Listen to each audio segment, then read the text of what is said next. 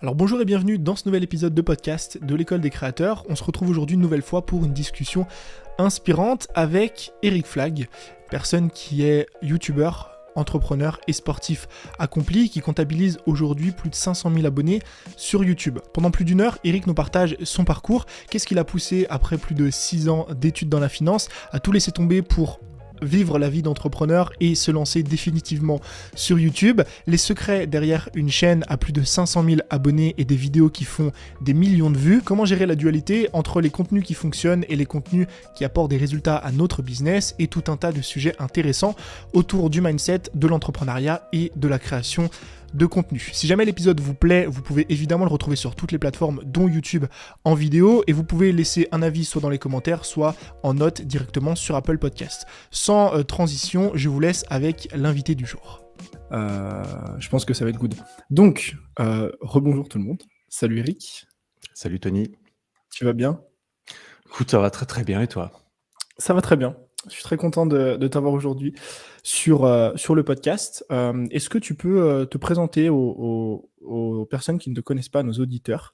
Parce que tu es quelqu'un qui a énormément de casquettes, et plutôt que moi le faire et peut-être mal le faire, est-ce que tu peux nous raconter un petit peu ce que tu fais aujourd'hui, par où tu es passé, par où tu as commencé, etc. Alors, je m'appelle Eric Flag, je suis principalement connu pour mes vidéos YouTube, je pense. C'est là que j'ai commencé, enfin j'ai commencé un peu sur Instagram, mais c'est surtout sur YouTube que j'ai trouvé mon terrain de prédilection, on dira. Je fais des vidéos de développement physique et mental, et j'ai beaucoup commencé dans le physique, dans le sport. C'est aussi comme ça qu'on me connaît le plus. Je suis parti un peu dans la musculation, mais dans la musculation au poids du corps, le street workout, qui était une discipline relativement peu connue, on dira, ou peu répandue, moins répandue que le fitness mainstream, on dira. Et voilà, ça fait presque 4 ans maintenant que j'ai commencé tout ça. Et en cours de route, j'ai aussi commencé un podcast. J'ai lancé des programmes, j'ai une boutique d'équipement. Et voilà, je crois que j'ai fait le tour quand même. Il y a pas mal de... sur ton podcast, et ça fait très plaisir. Il y a pas mal de choses que tu as fait aujourd'hui, et dont on va parler forcément dans ce podcast. Ce qui m'intéresse, moi, à chaque fois, au début, sur les parcours des personnes que j'interviewe, c'est le cheminement. Le cheminement qui les a poussés à entreprendre, à créer, à lancer un projet. Je sais qu'avant, justement, de lancer ta chaîne YouTube, tu avais fait des études dans la finance. Euh, Est-ce que tu peux nous en parler un petit peu de ces études-là? Qu'est-ce qui t'a poussé à faire ces 6 années très longues d'études dans la finance? C'est une bonne question. Ce qui m'a poussé à faire mes études, je pense que c'est simplement ce qu'on attendait de moi, en fait. C'est simplement que pendant très longtemps, j'ai terminé mes études à 26 ou 27 ans. Et pendant tout ce temps-là, j'ai simplement suivi le chemin normal, en fait. Sans me poser de questions. Et pour moi, le chemin normal, ça impliquait, heureusement, et j'ai eu de la chance d'aller à l'université, etc. Donc, j'habite en Suisse. Pour la petite info, mon grand frère a fait l'université, mes parents ont fait l'université, ils sont profs, etc. Et c'est tout simplement ce que je devais faire, tu vois. Moi, j'ai terminé mon bac. Voilà, suite logique, tu termines ton bac en Suisse, et puis derrière, tu vas à l'uni et tu te poses pas trop de questions. Donc, j'ai choisi un peu mes facultés, pas par défaut, mais parce qu'il fallait bien en choisir une quand même. Donc, j'hésitais un peu entre sport et commerce. Et j'ai pris commerce parce que j'étais moins dans le sport à l'époque. Et puis voilà, j'ai fait une licence en management en 3 ans. Et puis j'ai pris une ou deux petites années à gauche et à droite pour faire mon service militaire et toutes ces histoires suisses. Et ensuite, je suis parti en master en finance que j'ai terminé. 26, 27 ans. Et c'est pendant mon master, en fait, que j'ai commencé à me poser des questions et à me dire, mais il serait peut-être temps de me demander ce que j'ai envie de faire, en fait, parce que là, pour l'instant, je me laisse un peu couler comme ça, je me laisse un peu emporter, je me dis, est-ce que j'ai vraiment envie? Parce que tu vois, pendant longtemps, moi, quand j'étais aux études, c'était toujours, OK, le travail, ce sera dans 2 ans, 3 ans, 5 ans. Ouais. On s'en fout, c'est dans tellement longtemps, on verra bien d'ici là. On aura le temps d'y penser. Mais ça a fini par me rattraper un petit peu, tu vois. Au bout d'un moment, je suis commencé à me dire, mais attends, ça va vraiment être le moment d'aller en banque, ou tu vois, ce genre de métier auquel je serais censé aller postuler derrière. Et je n'avais pas spécialement envie. Et c'est pendant ces 2 dernières années de master où j'ai commencé à beaucoup m'instruire et me renseigner personnellement sur notamment le marketing digital et tout ça, et les réseaux sociaux. Et j'avais commencé à jouer un peu avec Instagram, à poster des vidéos de mes entraînements, des petits clips comme ça. Et je me suis dit, ouais, c'est cool, j'ai bien envie de créer, d'essayer de faire des vidéos et tout. Et ça date il y a longtemps, parce que en réalité, les premières fois où j'ai été pris pour la vidéo et tout ça, c'était quand Norman, Cyprien, le Velcro, tout ça, ils ont commencé à exploser sur Dailymotion, et puis ensuite YouTube. Et moi, j'ai vu tout ça. C'est la vieille époque. Wow, la vieille époque, mais ils ont mon âge, tu vois. Moi, j'ai leur âge. Je suis un tout petit peu plus jeune, et encore. Et j'avais même commencé à faire des vidéos sketch sur Dailymotion avec mon meilleur ami. Alors, je crois qu'elles existent toujours. Ça, c'est l'anecdote. Je les avais téléchargées une fois. Elles sont pas faciles à trouver, je pense.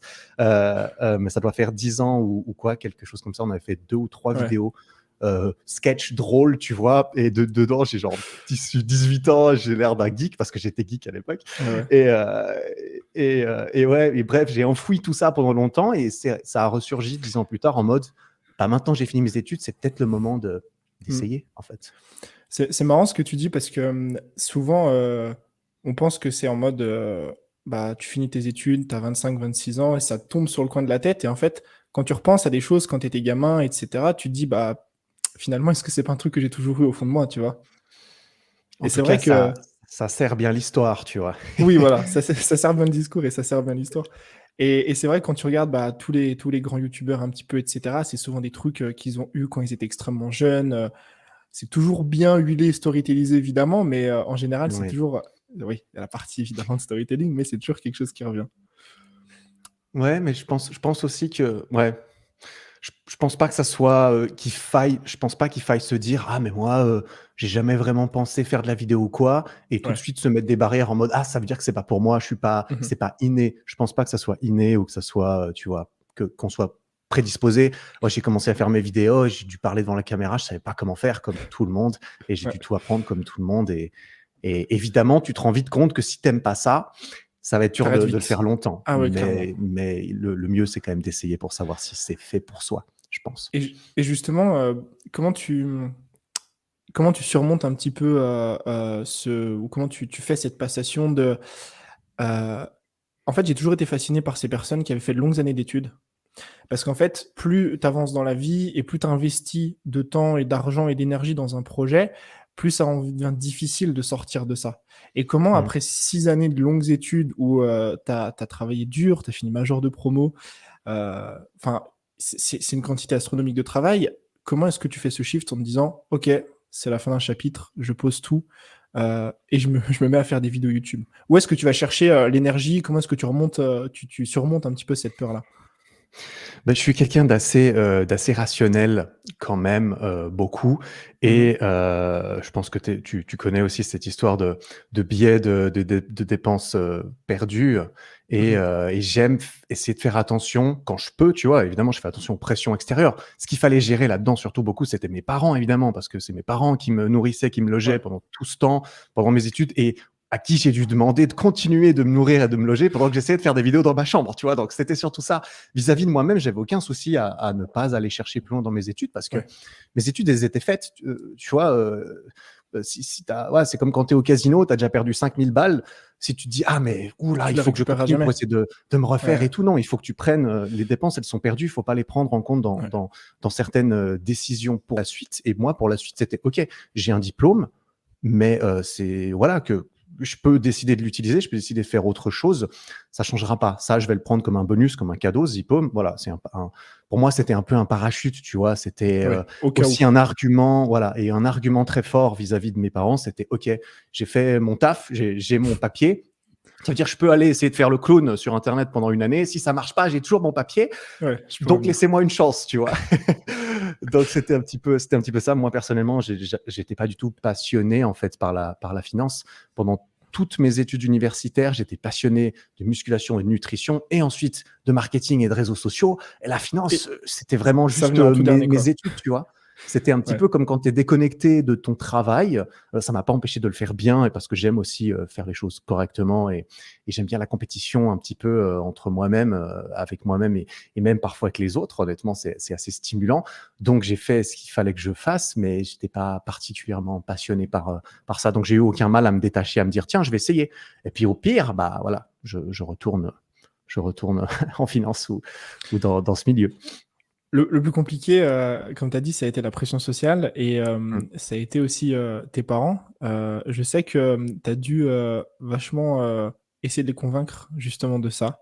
Et tu avais parlé une fois, et j'aurais aimé un petit peu que tu nous expliques comment tu as fait ça. Tu nous avais parlé une fois un petit peu d'un plan que tu leur avais présenté, Mm. qui voulait vraiment des arguments sur, OK, en gros, on veut bien te soutenir, mais quand est-ce que tu vas monétiser ça? Comment est-ce que tu vas le faire? Quand est-ce que tu vas pouvoir en vivre, etc.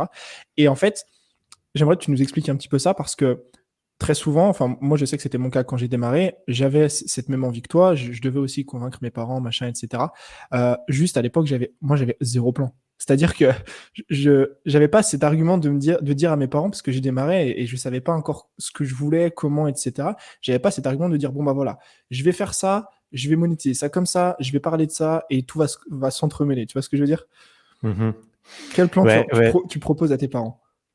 Alors, sur le papier, tu vois, moi, j'avais pas commencé. Enfin, au moment où j'en ai parlé avec mes parents, ça faisait 3-4 mois que j'avais terminé mes études, Ok. que mes parents pensaient que je cherchais du travail, ce que j'ai fait un petit peu au début. Mais pendant les 2-3 derniers mois, je leur disais: «Oui, je trouve Tu rien» cherchais du et travail. j'étais juste voilà, j'étais dans ma chambre en train de faire du montage, tu vois? Ouais. Donc voilà, mais au bout d'un moment, je savais qu'il allait falloir en parler et donc j'avais pas absolument rien à montrer, mais j'avais pas grand-chose. J'avais une chaîne YouTube avec 3 vidéos, tu vois? Mm. Et pas de 0 thune, évidemment, 0 thune. Ça tombe sous le sens. Donc, sur le papier, j'étais assez renseigné. En théorie, j'étais renseigné, tu vois, j'étais au courant parce que j'ai utilisé la fin de mes études pour m'auto-éduquer sur le sujet, sur comment est-ce qu'on peut gagner sa vie sur les réseaux sociaux, sur Internet en général, etc. Et sur YouTube notamment, comment ça fonctionne la monétisation, quels sont les différents moyens. Moi, j'étais passionné de musculation depuis très jeune et je me souviens que déjà à 17-18 ans, j'avais acheté des programmes à des youtubeurs que Ouais, ouais. j'aimais beaucoup Donc, et tout ça. Et, je me, tu avais déjà le et cheminement c'est en ça, tête, quoi. ça m'a passionné, tu vois, parce que quand Ouais, j'ai ouais. vu ça, alors moi, j'ai acheté ce programme, j'avais quoi, 20 ans, quelque chose comme ça, et je me Mhm. suis dit, c'est incroyable, le mec m'a quand même vendu un PDF à 70 $. Et c'était un PDF. Il était bien son programme, mais c'était un Mais PDF c'est de un 40 PDF. pages. Le Ouais, mec, je ouais. pense, il l'a fait en 3 jours. Il peut le faire s'il a les Ouais, ouais, connaissances. ouais. Évidemment, il faut avoir les connaissances.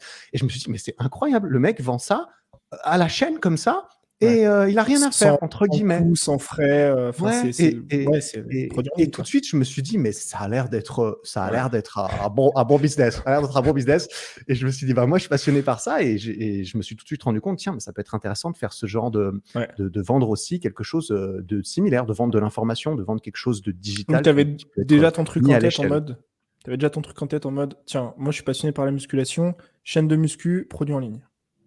C'est en fait, d'un point de vue business, parce qu'il a évidemment, comme tu l'as fait remarquer, comme mes parents me l'ont fait remarquer, ils m'ont dit: «Bah, Eric, c'est cool, on a bien envie de t'aider à faire, ce que tu as envie. Par contre, on a envie que tu puisses manger et quitter la maison éventuellement, tu vois? Avant tes 40 ans, ça serait bien». Ouais. Donc mon père notamment m'a demandé, un business plan. Alors, tu vois, un business plan, c'est quand même un gros, C'est comme la banque, quoi. voilà, c'est un grand mot, on dira, mais il m'a dit: Ouais. «OK, on veut bien te soutenir, mais on a envie que ça soit quelque chose de cadré», tu vois? On veut une roadmap, on veut, Mhm. comment est-ce que tu as prévu de gagner, ta vie? Par quels moyens?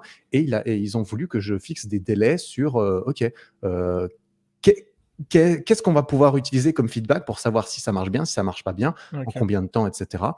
Et moi, avant même de faire ma première vidéo, en fait, j'avais déjà en tête le business que je voulais, créer parce que j'étais obligé, vu qu'il fallait que je Ouais. puisse m'en sortir, rapidement. Et c'était: «OK, j'ai toute une série de vidéos». J'avais entre guillemets, la chance, on dira, de bien m'y connaître en musculation et tout ça parce que ça faisait 10 ans que j'en faisais et que j'avais expérimenté sur moi-même et que j'avais l'impression de bien m'y connaître là-dedans. Et donc, je savais, OK, il faut que je fasse cette vidéo qui vont servir à d'un point de vue business, à me crédibiliser, à me donner de l'autorité. Il va falloir que je montre mon corps et montrer que moi, j'ai réussi à faire ce Ouais. que je prêche, entre Forcément, guillemets. oui. Et je savais qu'il fallait que je fasse des vidéos sur les calories, les machins, les trucs comme ça. Et que éventuellement, 6-8 mois plus tard, j'allais peut-être j'allais faire une vidéo de transformation, j'allais faire un petit avant-après parce que je sais que ces vidéos, Tout ça était marche. déjà prévu, quoi. Et dans cette vidéo, j'allais annoncer, si jamais j'ai un programme de nutrition. Et c'est précisément ce que j'ai fait. Et c'est ça que j'avais annoncé à mes parents. C'était, OK, d'ici cet été, donc d'ici 8 mois plus tard, mon objectif, mon délai, c'est de vendre un premier produit qui m'aidera à gagner ma vie. Et on est parti là-dessus, on était d'accord. Et puis, ça s'est passé plus ou moins comme ça. OK, ouais. Donc le plan s'est effectué plus ou moins comme tu l'avais prévu. Mhm. Alors après, j'ai eu de la chance que ça prenne, qu'il y ait eu de la C'est traction. ça. En fait, Parce il que y a un sujet, moi, qui m'intéresse par rapport à ce que tu dis, c'est que t'es sur YouTube aujourd'hui, et en fait, il y a un facteur qu'on peut appeler, enfin, j'ai pas trop envie de l'appeler comme ça, parce qu'en vrai, oui et non, un facteur chance, qu'on peut appeler comme ça peut-être, tu vois, évidemment, il y en qui a. fait que toi, tu avais ces vidéos-là en tête, etc. Et je me pose toujours la question de savoir, OK, est-ce que Eric, il a fait ça comme ça a fonctionné? Est-ce que le voisin à côté, s'il fait la même chose, les mêmes vidéos, à la même heure, au même moment, ça fonctionne, tu vois? Je me dis, est-ce qu'il n'y a pas un facteur chance là-dedans qui Il y fait a un que énorme facteur chance et les vidéos, timing, elles prennent? j'en Tu suis vois ce que je sûr. veux dire? Ouais. J'étais aussi sur un créneau un petit peu différent, comme j'ai dit. J'étais pas juste Le street. salut, fitness, gros bras, curl Ouais. à la salle et tout. Mhm. Ça, c'était quand même assez bien pris pour le coup. Et le street workout, c'est vraiment là-dessus que je me suis axé parce que déjà, c'était ça qui me plaisait beaucoup. Moi, j'avais Mhm. fait genre 7 ans du muscu, 8 ans de muscu. Et ensuite, j'avais changé, j'étais passé au street workout. Donc vraiment un peu plus musculation poids du corps, faire des figures, contrôler son corps dans l'espace, etc. Et ça faisait 2 ans que je faisais ça et j'étais encore en train d'apprendre des choses moi-même. Mais j'avais quand même un certain niveau, suffisamment crédible pour commencer à faire des vidéos sur comment commencer le street workout, Ouais. qui était une de mes premières vidéos, qui a très bien marché Oui, et je me souviens. qui m'a aidé à percer un petit peu. Je pense, si j'avais juste fait muscu, nutrition comme tout le monde, entre guillemets, est-ce que Trop ça de aurait chaînes. marché? Il faut vraiment avoir une super personnalité et bien se démarquer. Et je suis pas sûr que c'était mon cas. Donc, je pense que le sujet, la niche m'a aidé Ouais. et que à partir de cette petite niche, ensuite, mon Mhm. plan, c'était d'expandre un peu à plus grand, C'est quoi. c'est intéressant ce que tu dis parce que souvent, alors je suis totalement d'accord avec toi sur le principe d'avoir un facteur de différenciation. Parce que aujourd'hui, bah, on le sait, les réseaux sociaux, c'est blindé de monde qui crée du contenu, etc. Et si tu arrives avec la même chose que tout le monde, c'est complexe. Euh, et en fait, j'aime bien ce que tu dis dans le sens où ça t'a permis, entre guillemets, de mettre une sorte de pied dans la porte, ce qui t'a permis plus tard d'expanser. Parce qu'aujourd'hui, si on regarde ta chaîne, oui, il y a du street workout, mais il y a aussi plein d'autres choses. Tu parles beaucoup de ce que je vais mettre dans la case développement personnel, et tu fais des expériences, etc. Et en fait, je trouve ça bien parce que ça montre qu'au final, se nicher, c'est pas une décision définitive en mode toute ma vie, je vais faire que des vidéos sur le street workout, je vais faire voilà, que ça tout le temps, tu vois. Est-ce que c'est parce que aussi, tu es quelqu'un qui, de base, a pas envie de s'enfermer dans des cases? Est-ce que c'est parce que j'ai pas envie de m'enfermer dans des cases? Je sais pas. En tout cas, professionnellement, j'ai pas envie parce qu'en fait, j'ai commencé à faire des vidéos là-dessus. C'était ma passion. En fait, c'est marrant parce qu'au début, c'était quand même beaucoup le street. C'était ma passion. J'étais vraiment passionné. C'était le début. Comme pour certaines choses, les passions, ça peut aller, ça peut venir. Et ma passion s'est un petit peu transformée au fur et à mesure des mois et des années. Elle est passée du street workout à la création de contenu. Et en fait, le street workout, Ouais. c'est devenu le support de ma Sujet, ouais. passion. Et aussi parce que moi j'adore ça et que tous les 2 jours je vais m'entraîner, que ça fait partie de moi. Mais assez rapidement, au bout d'1 an et demi à faire des vidéos, je me suis bien rendu compte, ah tiens, Eric Flag, c'est le mec qui fait du street workout. Ouais. Est-ce que j'ai envie que ça soit ça? Et je me suis très vite rendu compte que non, j'avais pas envie d'être réduit à ça entre guillemets, parce que moi-même je me considérais comme intéressé par énormément d'autres choses, et que si j'avais commencé à faire des vidéos en premier lieu à partir du moment où j'arrive à manger et tout ça, c'est plus de c'est liberté. pour faire ce que j'aime. J'avais envie de Mhm. faire les sujets que j'aime et tout ça. Et je me suis rendu compte, j'ai étudié, j'ai regardé les mecs comme Thibaut InShape, évidemment, c'est un petit peu la référence dans ce secteur. Et j'ai vu comment lui, au fur et à mesure des années, il a quand même réussi à changer de thématique, À de bien sujet et à expanser, faire bien en sûr. ouais, exact et à faire en sorte, en fait, que les gens, ce qu'ils aiment dans ses vidéos, c'est lui, c'est pas vraiment Mhm. ce qu'il dit dedans et je me suis dit: «Ah mais c'est ça le secret, en fait. Le secret pour faire les vidéos que tu veux, il faut que les gens, ils t'aiment bien toi aussi». C'est très important et c'est pour ça qu'ils vont regarder la vidéo en premier lieu. Donc si tu arrives à la fois à dire des trucs intéressants, les gens, ils apprennent, mais qu'en même temps, t'es pas un robot parce que c'était ça mon problème. Moi, je scriptais Ouais. toutes mes vidéos. J'ai tendance à être un petit peu monocorde et c'est plus difficile d'être spontané. Maintenant, ouais, t'en Donc, je fais me suis dit, beaucoup OK, plus de spontané. j'essaye parce que je m'amuse plus. En fait, c'est moins de travail aussi. Oh, Scripter chaque tellement. mot que tu Ah dois dire, oui, c'est tellement. cool. Moi, j'aime bien parce que je suis carré. J'ai envie que ça soit précis. Et quand je fais un tutoriel, j'ai envie que chaque seconde de la personne, elle soit rentabilisée. Et donc, chaque seconde, je regarde chaque seconde de la vidéo. Je me dis, est-ce que ça a de la valeur pour la personne? Non, je la cut, je la tège. Et ça se passe déjà au script. Mais il y a des contraintes en dehors de ça. Donc, je me suis un petit peu euh, Mhm. expandu comme ça. J'ai fait d'autres sujets et j'ai commencé à interjecter des petites vidéos comme ça, développement perso, des petits trucs juste pour prendre la température et pour Voir dire si ça marche. il y a des vidéos de street, t'inquiète pas, rien ne Ouais. change. Je vais poser ça là, tu me diras ce que t'en penses. Et puis sur un malentendu, on va tous bien s'entendre et je vais pouvoir faire plus de vidéos sur d'autres sujets qui m'intéressent aussi. C'est une pratique où finalement tu essayes de garder ton cœur hop, voilà, ton cœur de métier, alors, entre guillemets, c'est-à-dire le sujet dont tu traites sur ta chaîne, et 70-80%, et en fait, tu vas tester avec les 20-30% restants d'autres sujets pour te dire peut-être il y a une brèche qui va s'ouvrir là, je vois si ça marche, et si ça Mhm. marche, bah, je peux continuer entre guillemets dans cette voie-là parce que je sais qu'il y a, ça réceptionne en face. Mhm. Ouais, c'est un petit peu ça et c'est aussi le fait que, bah, tu vois, à nouveau, j'ai commencé à faire d'autres vidéos sur d'autres sujets que le street et ça a pas fait des bids monumentaux. Alors moi, j'ai Ouais. beaucoup aimé faire ces vidéos, mais à nouveau, est-ce que si j'avais extraordinairement bidé avec ces vidéos de dev perso ou ces expériences, est-ce que je me serais dit, bon, j'adore ça, ça bide de ouf, mais je vais quand même en faire? Je sais pas, tu vois, Mhm. au bout d'un moment, tu C'est vois, on est matrixé dans ce bien milieu. sûr, On a envie que ça marche, ce qu'on bien fait sûr. évidemment. Donc, ça a C'est marché, je suis très content, tant mieux. Et j'ai essayé de faire en sorte que ça marchait. Je savais que les expériences, c'était quelque chose à un la bon fois qui me créneau. plaît et un bon créneau. Et c'est aussi pour ça que certaines vidéos de dev perso, j'ai essayé de les transformer en expérience. Mhm. Au niveau du titre et de la miniature, ça marche beaucoup mieux. C'est beaucoup plus parlant et les gens, ils adorent. Les gens, ils adorent les expériences, ils adorent les Clairement. transformations. Ils Oui, oui. adorent suivre le parcours de quelqu'un qui s'est transformé du début à la fin avec une belle histoire, etc. en cours de route.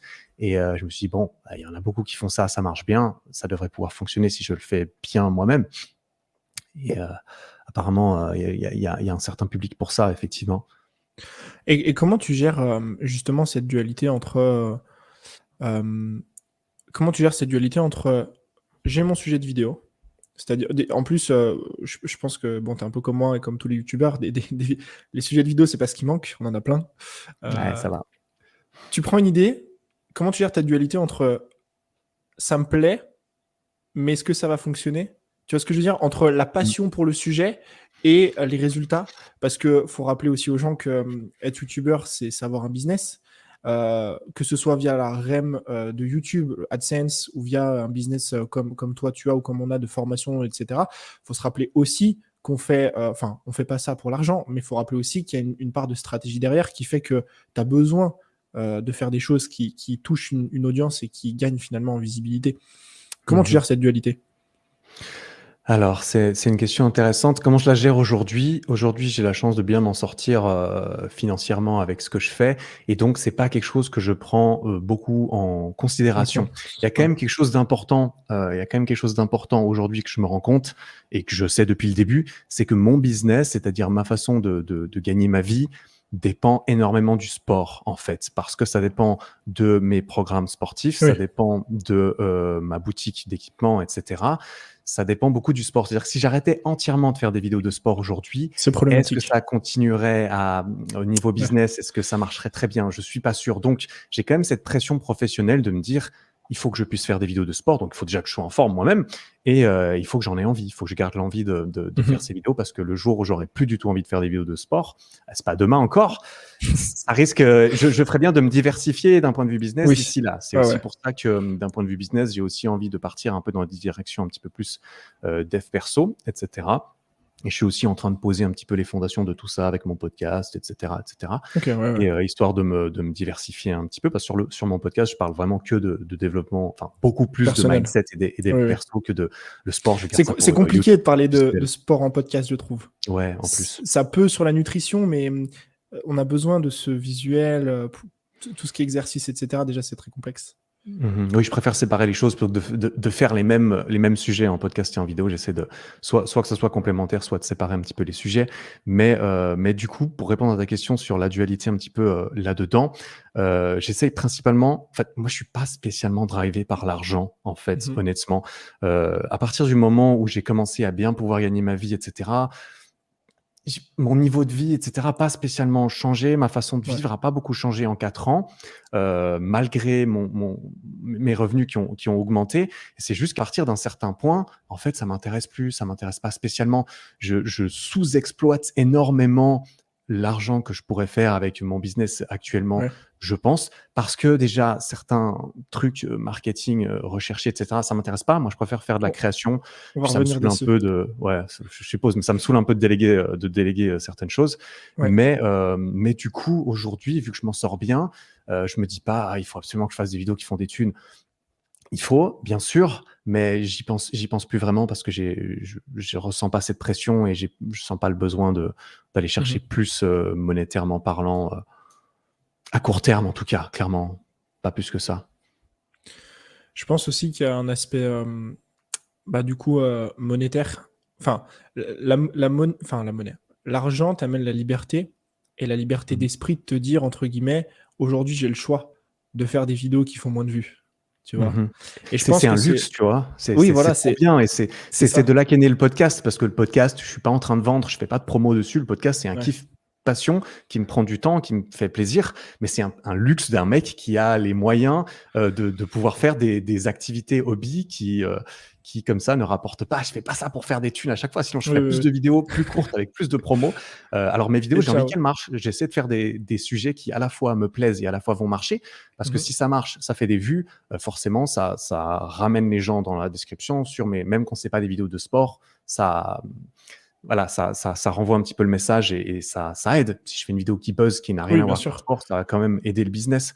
Donc je me dis, on va essayer de trouver le meilleur dans tout ça, quoi. Et concernant justement les sujets que tu traites, les idées de vidéos YouTube, quand on regarde ta chaîne, il y a un ratio qui est quand même assez intéressant, c'est que tu as publié à l'échelle d'Internet, à l'échelle des chaînes YouTube, pas énormément de vidéos non plus. Il y en a une centaine, un petit peu plus, pour près de 500 000 abonnés, donc un demi-million. En fait, tu as un ratio, je trouve, assez intéressant en termes de vidéos publiées et nombre d'abonnés. Et parce qu'en fait, il y a beaucoup de tes vidéos qui ont cartonné en termes de vues.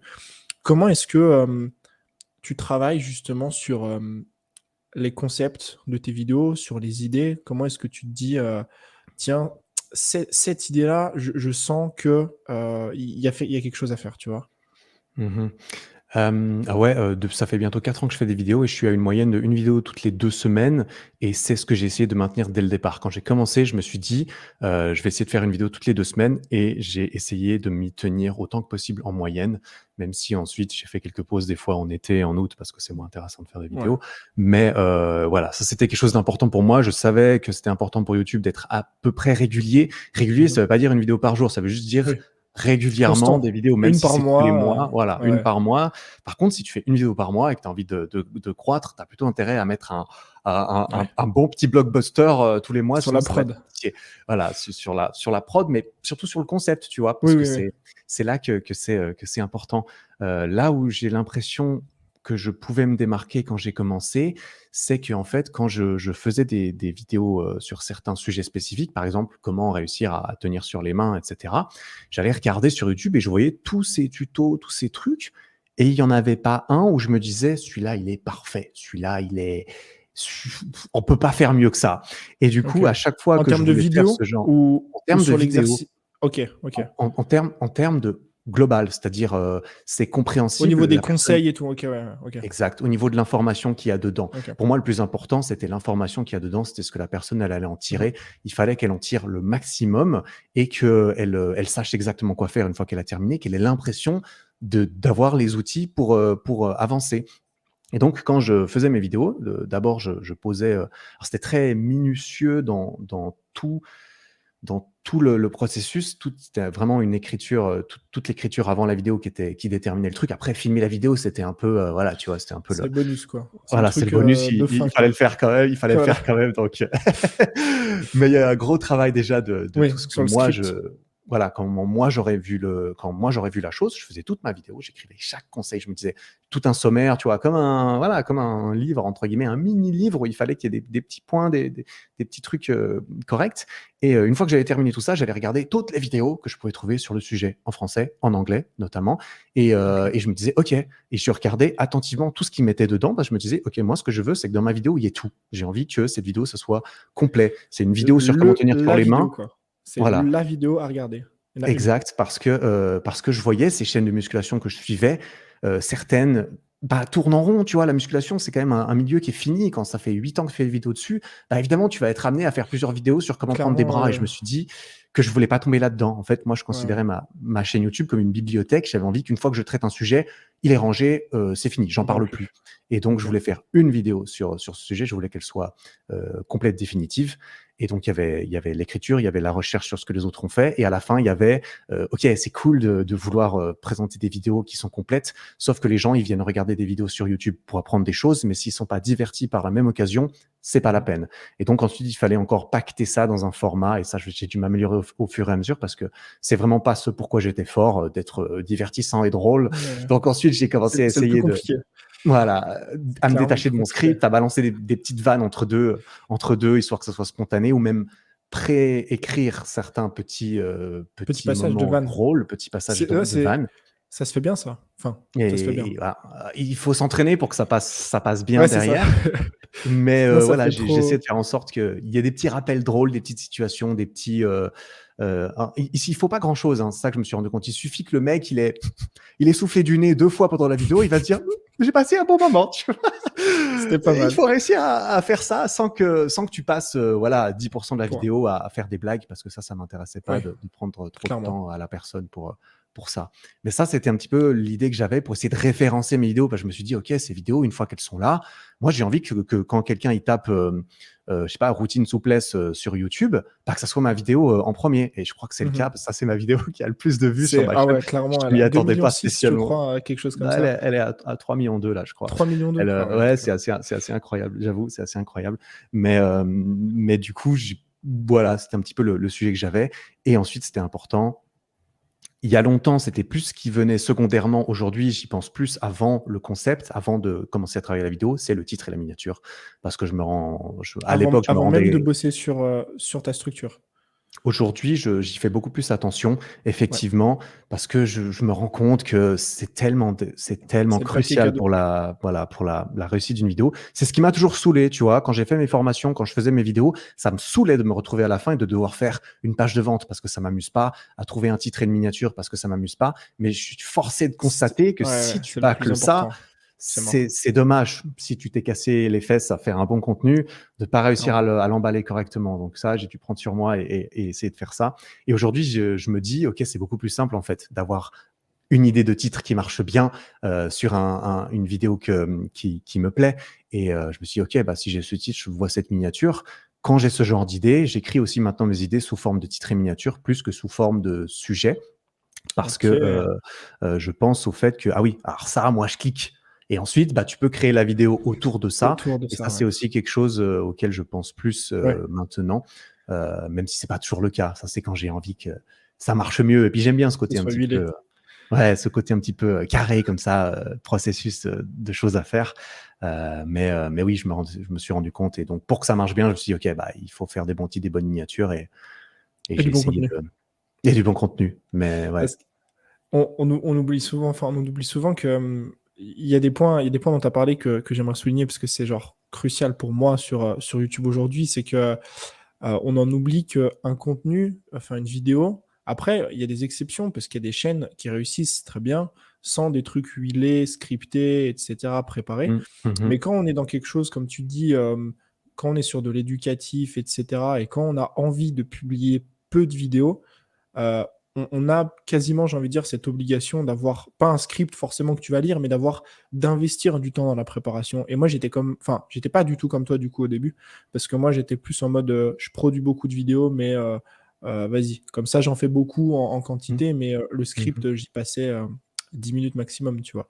Aujourd'hui, ça m'arrive de scripter des vidéos pendant 2, 3, 4 heures. Et la différence, elle est nette. Elle est nette parce que les gens restent, parce que la vidéo, elle est scriptée de manière à ce que ça donne envie finalement à la personne. Et on en oublie aussi la miniature et le titre, que c'est genre, peut-être pas 80% des résultats, mais c'est tellement crucial. C'est tellement en mode, faut passer tellement de temps sur ces deux sujets-là parce que c'est ce qui va faire qu'une personne va cliquer. Tu peux faire, comme tu as dit, meilleur contenu du monde, la meilleure vidéo, un blockbuster, un film, un machin. Si ta miniature et ton titre ne donnent pas envie, c'est fini. Ça va passer à la trappe. Et c'est tellement dommage qu'on parle pas assez de ces sujets-là parce que c'est des points qui sont ultra importants. Bah, on pourrait se dire, c'est YouTube qui veut ça, mais au final, c'est pas spécialement YouTube, tu vois. Au cinéma, c'est la même chose, hein. Le film, il a beau être bien, si t'as pas un bel affiche, un beau poster et un titre Bande-annonce. intéressant, tu t'en fous. Ouais, une bonne bande-annonce, tu t'en fous, tu vas pas aller le regarder. Et c'est pour ça que pour durer un petit peu dans ce métier, je me suis rendu compte, heureusement que j'aime le marketing, heureusement que j'aime le côté business, parce que selon moi, ça, c'est pas vraiment de la création. C'est tu vois, le stéréotype de l'artiste Van Gogh ou je sais pas quoi qui meurt et qui devient célèbre après, c'est parce que le mec était peut-être beaucoup plus axé création et C'est un artiste. purement artistique, alors que pour réussir sur YouTube, notamment quand tu fais tout seul au début, ce qui est le cas de quasiment tout le monde, il faut que tu aies cette facette création et artiste et cette facette marketing business pour savoir que c'est bien de vouloir faire un joli contenu qui va toucher ou plaire aux gens, mais il faut réussir à l'emballer, il faut réussir à le vendre, il faut faire sa promo, il faut manger aussi, donc il ne faut pas hésiter à vendre à un moment donné, quoi. Il y a une citation que j'avais entendue une fois, je crois que c'est une citation, il me semble, hein. C'est qu'un bon boulanger n'ouvre pas forcément une bonne boulangerie. C'est un peu cette idée que c'est exactement quand ça. tu as ton cœur de métier, c'est pas parce que tu es très bon là-dedans que forcément tu vas très bien en vivre. Parce que justement, il y a des compétences qui sont un peu immuables, qui sont un peu muables. Je reviens sur un point que tu as dit et dont tu as déjà parlé et que je trouve tellement intéressant parce que je suis tellement en fait en accord, en phase avec ta vision des choses. C'est que tu n'aimes, enfin, c'est pas que tu n'aimes, mais t'as un curseur de vente. Tu as les personnes qui vendent beaucoup, les personnes qui vendent pas assez, et toi, tu te situes un peu au milieu. C'est-à-dire que pour toi, les propos que tu as donnés, je me souviens plus exactement de la phrase que tu as utilisée, mais c'était en gros que les gens, tu as envie de leur donner tellement de choses qui soient finalement d'eux-mêmes, qu'ils aient envie d'eux-mêmes d'acheter des produits chez toi. Comment est-ce que tu vois la vente dans ton business? Comment est-ce que tu te situes par rapport à ça?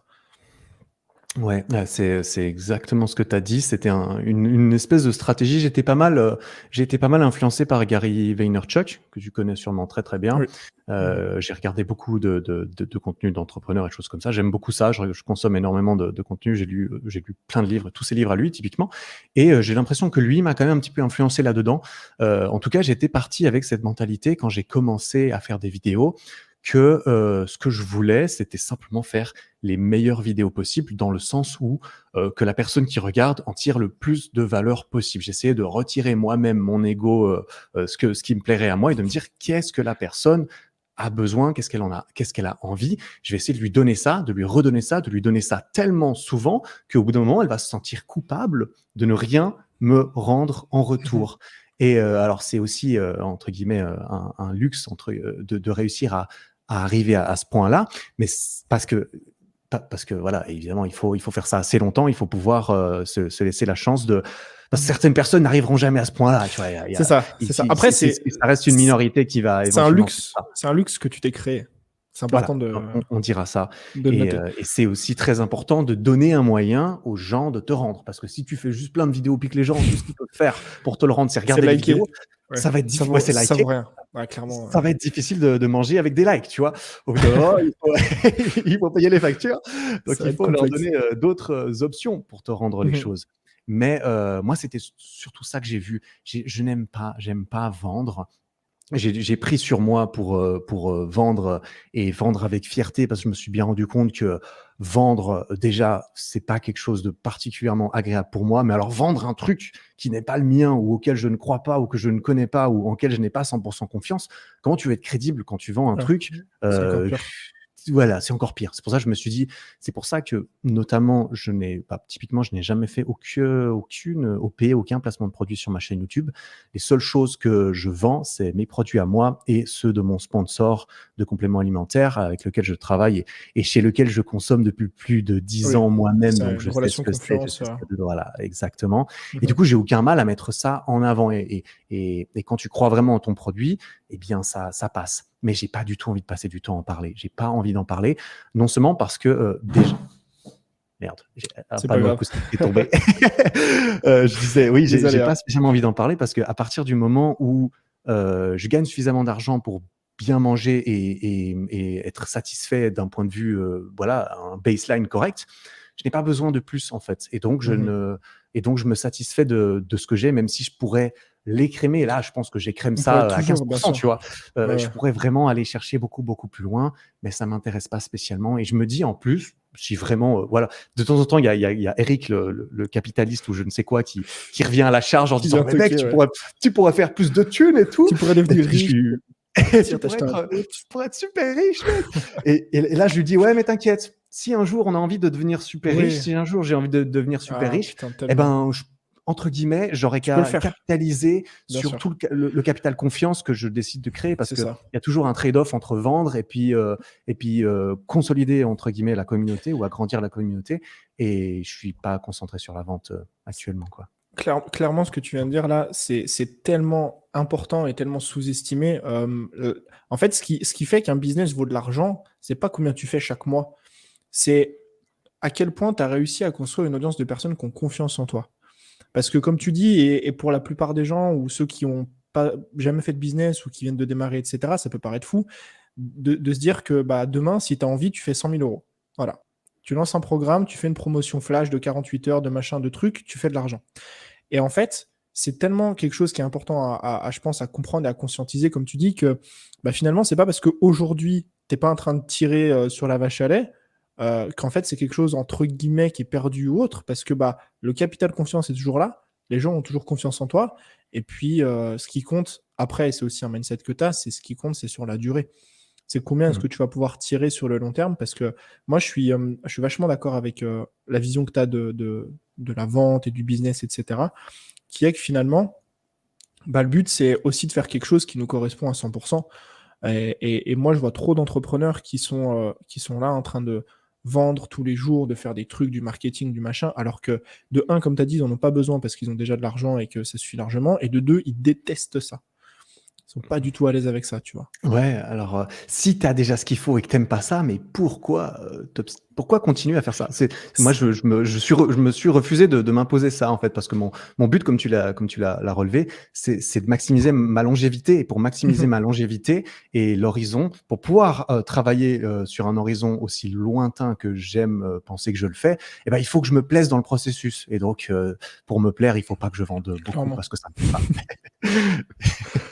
Et il y a autre chose que tu as dit aussi, qui me plaît beaucoup, c'est que finalement, tu estimes que les gens sont suffisamment intelligents pour acheter quand ils ont besoin d'acheter, et aussi du coup les likes, les abonnements. Moi, je suis comme toi, c'est demander toutes les 30 secondes, liker, commenter, ouais, abonnez-vous à ma chaîne, etc. Mm. Je me dis, mais en fait, je me suis jamais abonné à une chaîne parce que le mec m'a demandé de m'abonner, tu vois.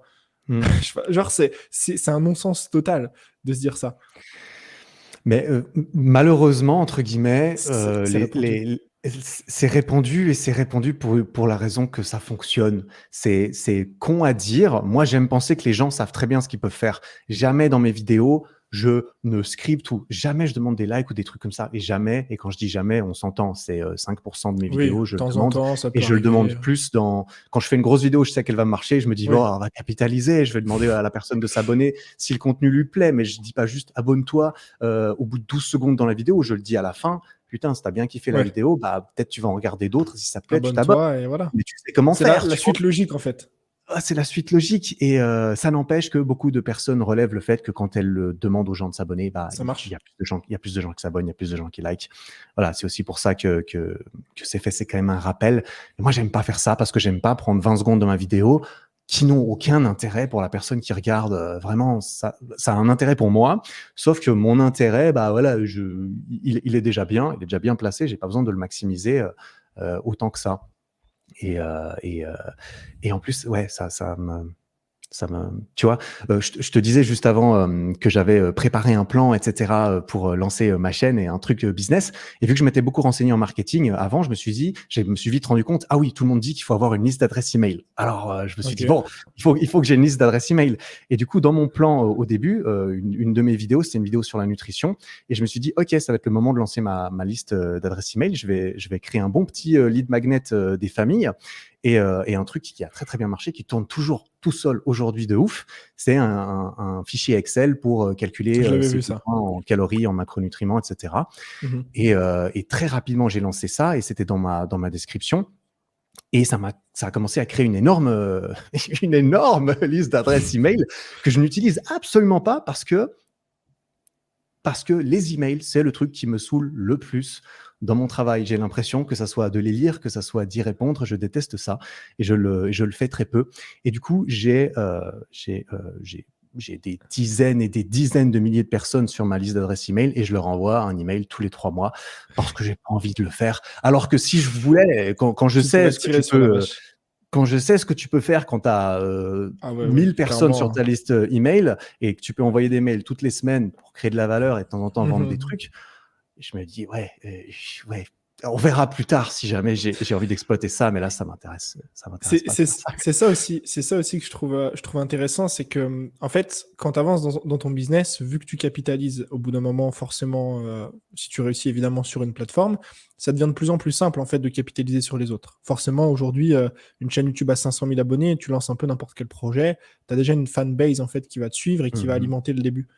Et du coup, le contre-pied de ça, c'est qu'en fait, tu as tellement de choix et tellement de projets qu'il faut savoir dire non à certains trucs. Il faut savoir dire non à quasiment tout, surtout de plus en plus. Comment tu arrives à te dire, OK, ça je fais pas. Que ce soit sur les plateformes, par exemple la liste email, bon bah voilà, clairement, ce que j'ai compris, toi, c'est non entre guillemets. Tu l'alimentes parce que tu sais que c'est important, mais tu n'envoies pas d'email. Comment est-ce que tu manages même le reste? C'est-à-dire les projets qu'on va te demander, les idées de produits, etc. En fait, je suis content, j'ai le luxe et aussi parce que je me le suis créé du coup de ne quasiment dépendre de rien ni de personne. Et ça, c'est quelque chose d'important pour moi et que j'ai envie de continuer. J'ai envie réellement de pouvoir faire ce que je veux tous les jours, toute la journée quand je me réveille. Et la plupart du temps, ce que j'ai envie de faire, c'est d'être tout seul devant mon ordinateur, à bosser, à créer des trucs, à réfléchir. Et à créer des choses. J'ai pas du tout envie d'être intégré dans une structure où il y a des personnes qui ont beaucoup de pouvoir sur moi, typiquement, je sais pas, travailler pour quelqu'un. La relation que j'ai avec mon sponsor, elle est extrêmement libre. Je fais globalement ce que je veux, et c'est la chose qui me contraint le plus, c'est qu'il faut quand même que je fasse que je leur vende des trucs tous les mois, que je fasse des annonces en story une ou deux fois par mois, quand même pour vendre, hein, parce qu'au final ils s'en foutent de combien je parle. Ce qu'ils veulent, c'est que je vende et c'est normal. Mais voilà, j'ai une responsabilité vis-à-vis de mon associé avec lequel je travaille dans la boutique, donc je peux pas me permettre de m'en battre les steaks et de rien faire pour la boutique, etc.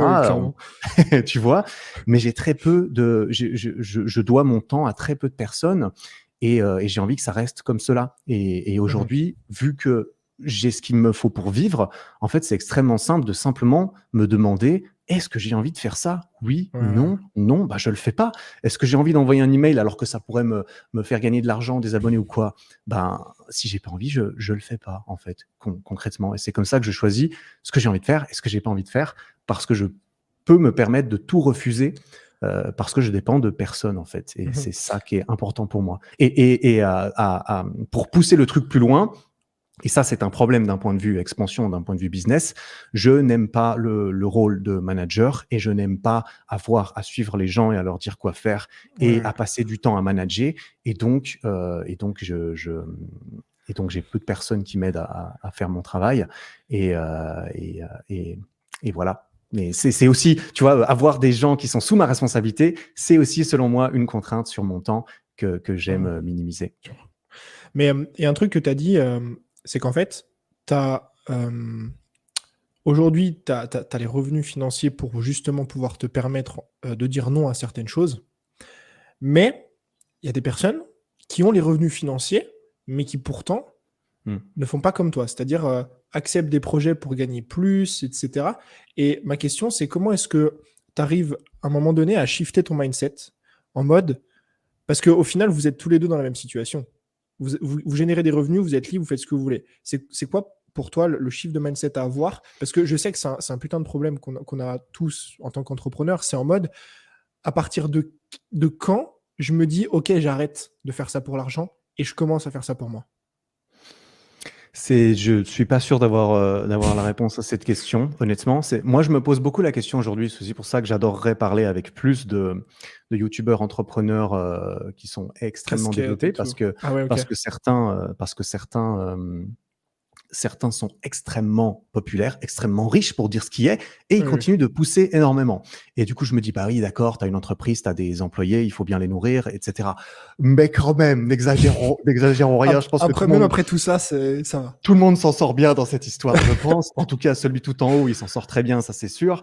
Oui, Et c'est sûr. du coup, je me dis, pourquoi? Pourquoi? Quelle est la pression, etc. Et je suis sincèrement curieux de savoir pourquoi. Ouais. Moi, est-ce que j'ai pas l'impression d'avoir eu un shift, en fait? J'ai l'impression d'être parti dans cette Toujours comme ça. mentalité dès le départ parce que c'était ce Ouais. qui me correspondait le mieux, tout en faisant des compromis au début en mode: «OK, il faut que je fasse ça, ça, ça, parce Ouais. qu'il faut que je génère un minimum de revenus Bien sûr. et c'est pas en faisant juste des vidéos et en essayant de gagner ma vie en habitant en Suisse où le où le niveau de vie Oui. est assez élevé que je vais Cette gagner ma contrainte vie est. avec des pubs YouTube», tu vois? Donc, Ah ouais, clairement. Ouais. une fois que j'avais atteint ce palier-là, je me suis dit, bah, OK, moi j'arrête, j'ai plus besoin. Ça m'intéresse pas. Ce qui m'intéresse, c'est vraiment de créer quelque chose et de créer quelque chose en fait, de me plaire au maximum dans ce que je fais au quotidien. Et pour ça, ce qui me plaît, c'est vraiment d'essayer de construire quelque chose de grand et d'avoir plus d'impact, etc. Je suis bien plus focus impact, on dira, que court terme, argent, Et fame justement, même. tu dis quoi à une personne qui est comme ça? À une personne qui, voilà, j'ai un business en ligne, peu importe d'ailleurs le style de business ou autre, je gagne très bien ma vie, mais bah, je continue au quotidien à prendre des décisions basées sur ça, basées sur l'argent ou basées sur la fame. Mhm. Qu'est-ce que je dis à cette personne? Bah, en fait, selon moi, il y a aucun souci à faire ça, hein. Vraiment, ceux qui Oui, font bien ça, sûr, qui oui, oui, cravachent et qui veulent évidemment. faire de plus en plus de thunes, C'est j'admire OK. à partir du moment où justement ils sont contents dans ce qu'ils font, ils sont alignés Souvent, le problème, c'est avec que tout ça. ces gens sont pas alignés. Ouais, j'aurais tendance tu vois, qui suis-je pour préconiser ça? Je sais pas, mais moi j'aurais tendance à recommander un travail d'introspection sur mais pourquoi? Vraiment, pourquoi? C'est très important de savoir pourquoi tu fais les choses et d'avoir une vraie réponse à te donner à toi-même et vraiment réussir à enlever tout l'extérieur. Tu t'en fous de ce que les gens pensent, tu t'en fous de ce qui est attendu de toi, de ce que la société préconise ou de ce que tes collègues entrepreneurs à Mmh. succès Non, font. mais Toi-même, qu'est-ce qui te plaît là-dedans? Est-ce que vraiment ça te plaît de faire ça? Est-ce que en fait, tu fais des vidéos d'entrepreneuriat, de business et tout ça, mais tu adorerais pouvoir parler de la culture des pâquerettes parce que c'est ta passion secrète.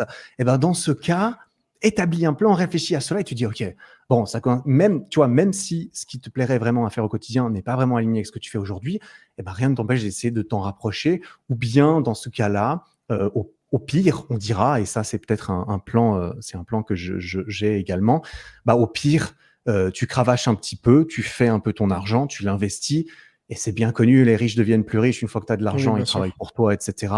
Et si tu arrives à te mettre dans une position où tu n'as plus besoin de faire énormément de travail que tu n'as pas envie de faire, c'est-à-dire la vente et tout ça, eh bien, tu peux minimiser ça et à côté, augmenter au maximum la Les culture projets, de la etc. pâquerette, même si ça ne te rapporte Ouais. rien, tu vois.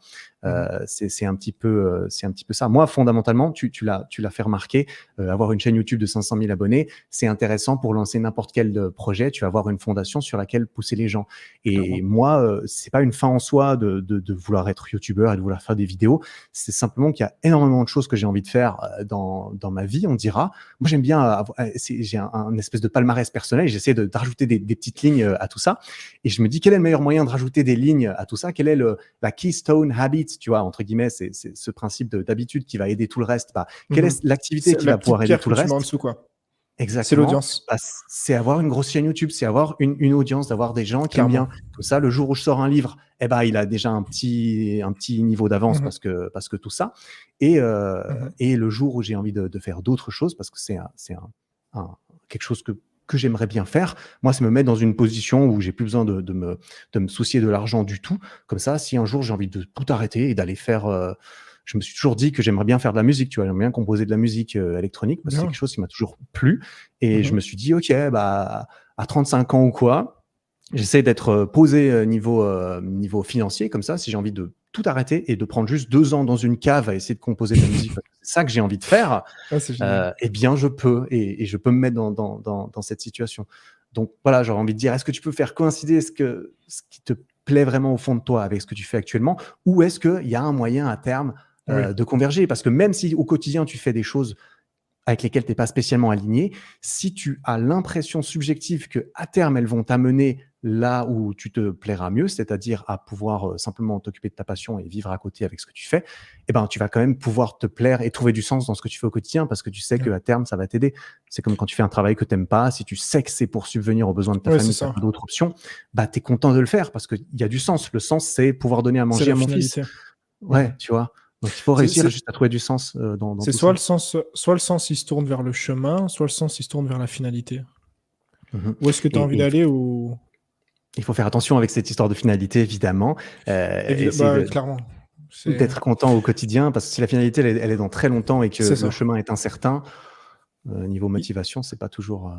Il y a un truc, tu as fait un épisode de podcast l'autre jour... là-dessus, c'est commencer par soi.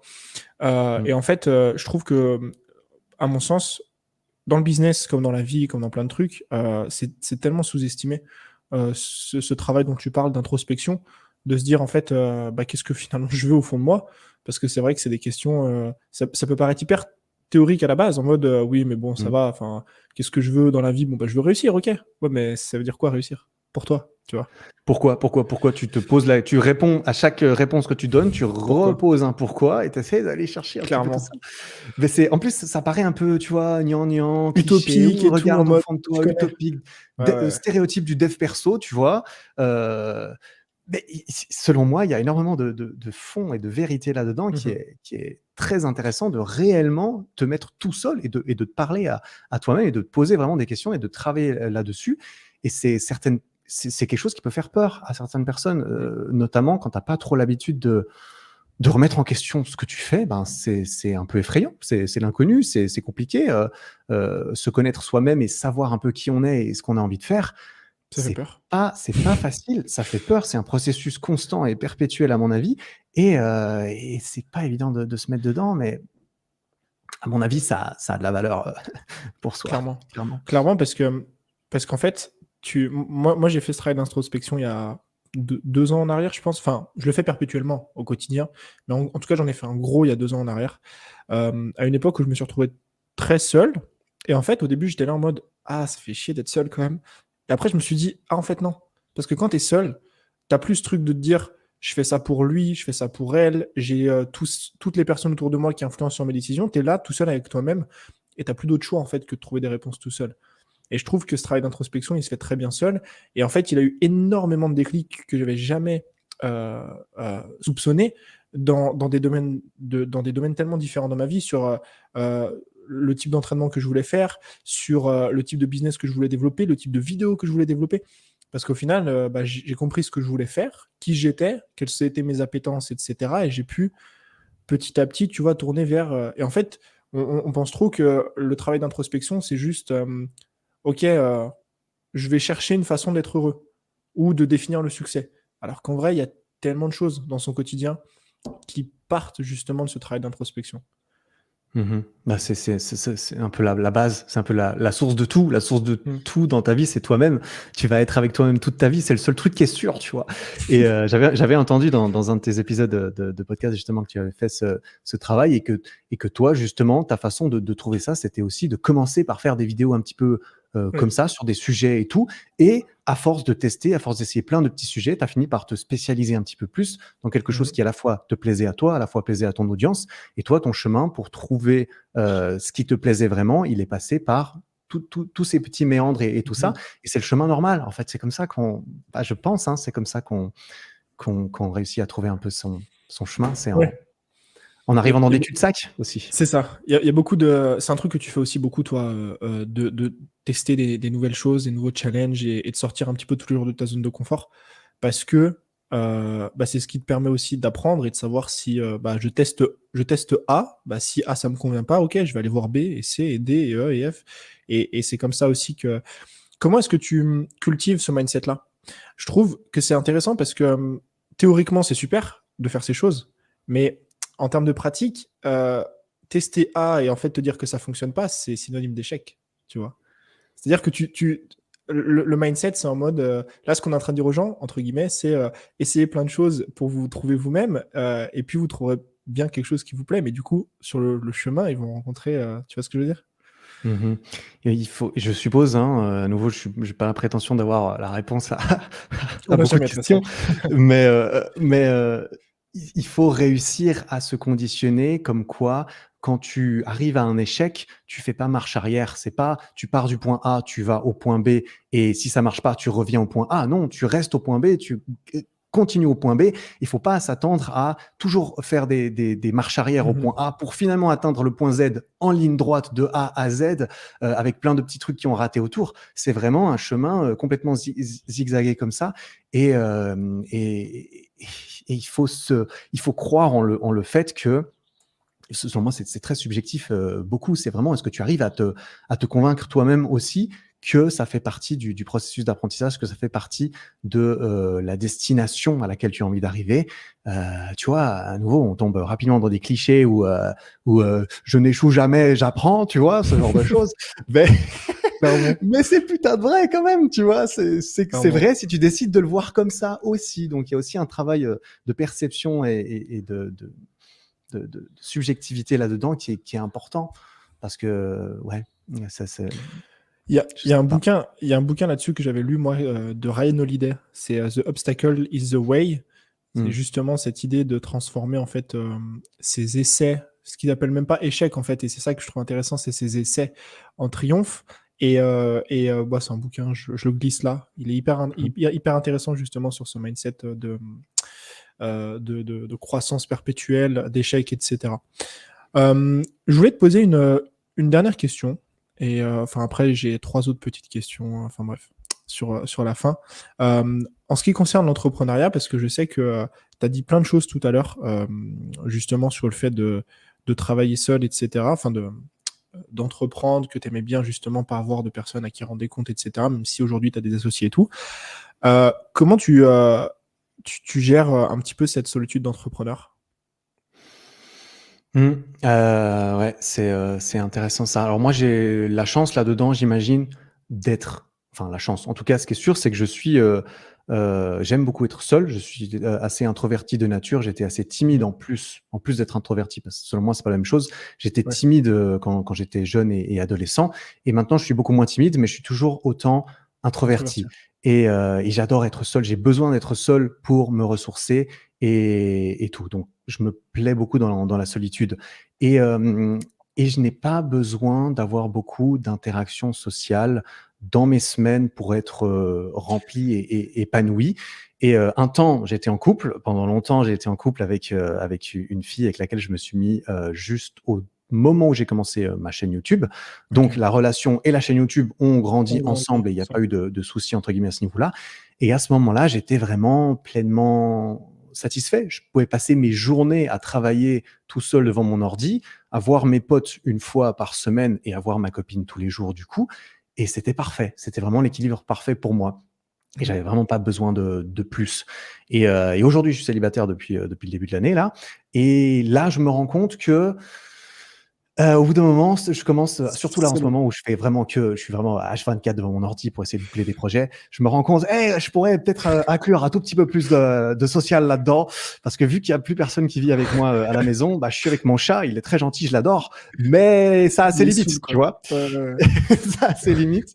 Donc je continue de voir mes potes, tout va bien. Je suis très content d'être seul.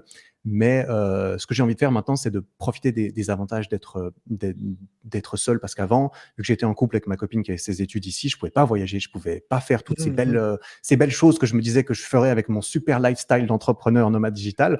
Là, je vais essayer un petit peu maintenant. J'ai envie de voyager un petit peu Ouais, plus et d'aller dans des petits hubs, on dira, où il y ouais, ouais, a de l'entrepreneur, l'entrepreneur, du francophone, ou du pas nomade. nécessairement, du nomade, et me faire plus de connexions un petit peu T'as, à ce t'as niveau-là, et déjà des travailler idées un peu. t'as déjà des idées de hub en tête? Ouais, hub. Et tu vois, Oui, enfin, hub, tu sais, moi j'ai choisi en plus, mon échange universitaire en Australie, je l'ai choisi sur la base de quelle était l'université la plus proche de la plage, tu vois. Donc, on remet tout de suite en perspective ok. comment je choisis mes hubs, tu Oui, vois.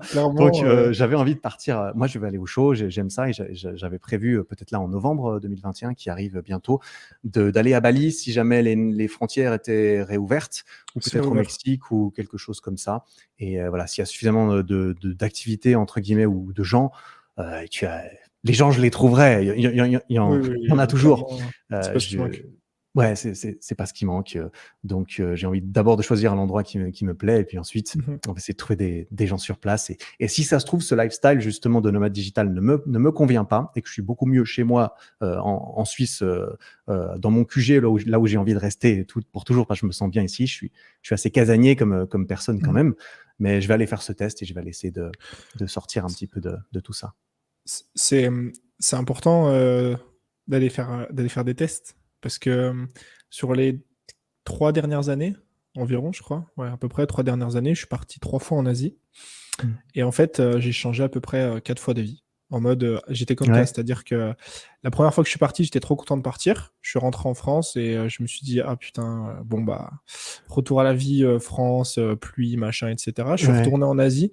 Et en fait, mon deuxième séjour en Asie, j'avais ce sentiment de me dire, j'ai envie d'avoir un endroit posé à moi, etc. Tu vois. Et Mm. je suis revenu, j'ai pris un local, enfin un bureau, etc. Et bah là, du coup, je suis reparti il y a 6 mois en arrière à l'étranger parce qu'en fait, j'avais envie de voyage. Et du coup, c'est Mm. marrant parce que tu peux jamais vraiment savoir, même si tu suis des gens, des entrepreneurs qui voyagent, qui sont nomades et tout, chaque expérience, elle est tellement différente que tu es obligé de le tester un petit peu par toi-même pour voir ce que ça donne. Mhm.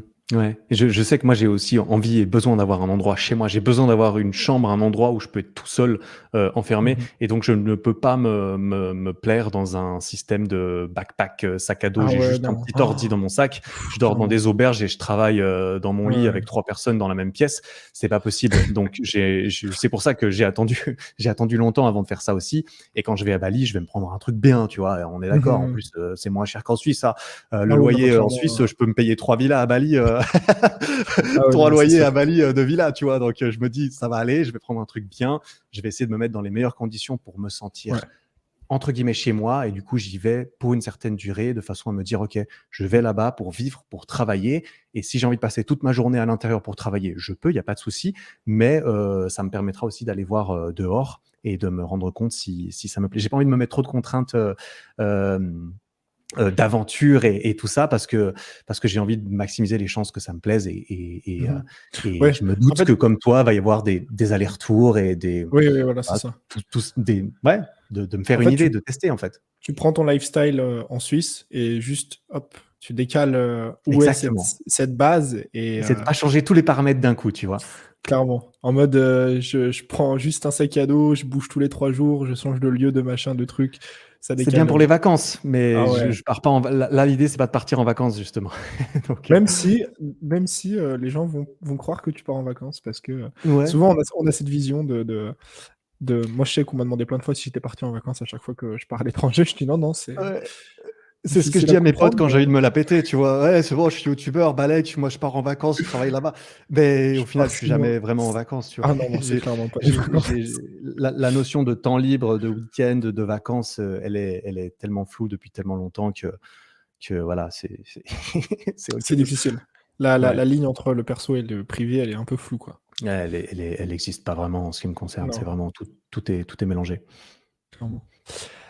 Écoute, on va terminer avec 3 petites questions que je pose, Mhm. à chaque fois à mes invités. J'évite les questions classiques du type, quel livre tu as lu et cetera. Parce que c'est toujours les mêmes qui reviennent sur la table, Mm. j'avoue. La première question, j'aimerais savoir si, aujourd'hui tu es heureux? Ouais, ouais. Ah putain, vraiment incroyablement heureux au quotidien. Vraiment, sur le papier, j'ai zéro à me plaindre. Mmh. Dans ma tête, j'ai zéro à me plaindre non plus. Je suis juste trop, trop content et c'est vraiment mon objectif depuis le départ. C'est ça, c'est d'être content tous les matins et de limiter toutes les perceptions négatives que j'ai de ah putain, il faut que je fasse ça. Oh putain, je dois faire ça pour telle ou telle personne ou quoi. J'ai vraiment l'impression de faire les choses pour moi et de pouvoir donner du sens dans chaque chose que je fais. J'ai l'impression que c'est intimement lié à ma perception de mon bonheur. La seule chose aujourd'hui, comme je l'ai relevé, c'est que je suis assez seul cette année depuis que je suis plus en couple. Et moi, je suis pas quelqu'un de très, très frivole comme ça. Tu vois, je vais pas aller. Je suis pas un beau gosse lover Oui, du style putain, j'enchaîne les meufs comme ça. ouais, Ça me au plaît bout pas de un vraiment. coup, J'ai tu essayé, laisses hein, tomber, quoi. comme tout le monde. Ouais, Après ma première relation, je me suis dit tiens, je vais aller enchaîner un peu. Euh, Ça m'a pas plu. Je me suis rendu compte que ça me ouais, plaît ouais. pas, ça me remplit pas. Donc je préfère avoir une relation plus profonde avec quelqu'un. Et ça, je sens aujourd'hui que ça pourrait me manquer, ça pourrait complémenter mon bonheur. Mais Mmh. j'étais très heureux tout seul cette année. Et là, je commence à me dire, tu vois, on va se remettre Un un petit petit peu peu plus mieux, sur le quoi. marché. Je pense que c'est le Ouais, moment maintenant, tu vois. Donc voilà. Mais sinon, très, très content. Ouais. OK. Moi, c'est cool, du coup. En général, on me répond oui. Mais, je Mm. sais pas, moi, c'est une question que je trouve très intéressante. Parce que C'est souvent, intéressant comme question. Si tu as une vraie réponse en face. Parce oui, que voilà, si c'est sûr si que si c'est c'est, juste, oui. si c'est Oui. juste salut, ça va, tu vois, tout le monde dit oui. Alors que Oui, souvent, non, ça mais va pas. clairement. Donc, Ouais, ouais, si ouais. on répond vraiment, c'est très intéressant comme question, c'est clair. 2e question, si tu avais un micro magique, qui te permettait de parler au monde entier et de transmettre un message, quel serait ce message? Hmm. Bon, je suis biaisé parce qu'évidemment, on se souvient mieux des événements récents, mais j'aurais tendance à vouloir sortir le même message que dans mon dernier podcast, qui est de commencer par soi-même. Parce que moi, je suis convaincu, en fait, que quand tu es au clair, au maximum, parce que c'est très difficile de l'être vraiment, au clair avec toi-même, qui tu es et comment tu fais les choses et pourquoi tu fais les choses, tu es beaucoup moins intéressé à aller regarder, à aller juger ce que font les autres. Alors, il ne faut pas pousser ça dans une démarche individualiste et égocentrique, égoïste à l'extrême, mais avoir l'impression d'être un individu accompli, et ça commence par se poser des questions sur soi-même, un petit peu qui on est, qu'est-ce qu'on a envie de faire. J'ai l'impression que bah, ça permettrait à beaucoup plus de gens de se sentir bien au quotidien dans ce qu'ils font et que le monde irait mieux, je sais pas, tu vois, il faut de Ouais. tout, mais je me dis, des fois, il y a des trucs que je comprends pas, tu vois, sur la planète. Il y a certains Ah comportements ouais, de ouais, personnes, non, je il y ne en a, comprends pas et je me dis, ça ne peut pas provenir de quelqu'un qui qui a doit l'idée. être heureux, tu vois, ou Ouais, ouais. qui a l'impression de savoir pourquoi, peut-être. Et du coup, je me dis, ouais, peut-être que, tu vois, est-ce que ça passerait? Est-ce que tous ceux qui entendraient ce message se diraient, oh, trop bien, j'ai trouvé la réponse, je vais faire exactement ça, génial. Non, mais ouais, tant qu'à faire, là, tout de suite, ce serait peut-être plutôt dans ce genre de démarche, j'imagine. Oui, je pense que c'est un message, qui qui est sous-estimé et qui est tellement important parce que c'est, tu l'avais dit dans ton podcast, en fait, c'est la fondation de tellement de choses que tu fais rajouter par-dessus et qui sont, parfois tu penses que ton problème vient d'un certain truc alors qu'en vrai c'est juste que si tu t'étais posé les bonnes questions et que tu savais un peu plus qui t'étais, tous les problèmes que tu as au-dessus, ils n'existeraient plus, tu vois? Mhm. Donc je pense que ouais, moi je te suis aussi sur ce message. Heu, Dernière question. Si tu pouvais passer, une journée entière avec, quelqu'un, qui serait cette personne? Une journée entière avec quelqu'un. Donc quelqu'un de vivant. Ouais, ça peut être quelqu'un de Ouais, mort, peu ouais, quelqu'un de importe. mort aussi, hein, ça peut être sympa de discuter avec un mort. Non, je sais pas, je t'avoue, c'est une bonne question. Là, C'est un peu bateau comme en fait, j'aurais envie de dire certains créateurs de contenu qui sont plus avancés que moi, qui ont plus d'expérience, que ce soit dans la création, dans le game, dans l'entrepreneuriat. Ça me plairait d'avoir plus de discussions avec ces personnes. C'est aussi pour ça que je suis content de faire des podcasts avec toi, que j'ai un podcast aussi pour inviter des personnes comme ça, essayer de me faire un nom pour pouvoir aller gratter et chercher des personnes parce que ce podcast, je le fais beaucoup pour moi. Je commence par le faire pour moi et ça m'intéresse de pouvoir discuter avec des personnes comme ça. Alors, est-ce que je devrais donner un nom précis? Je sais pas.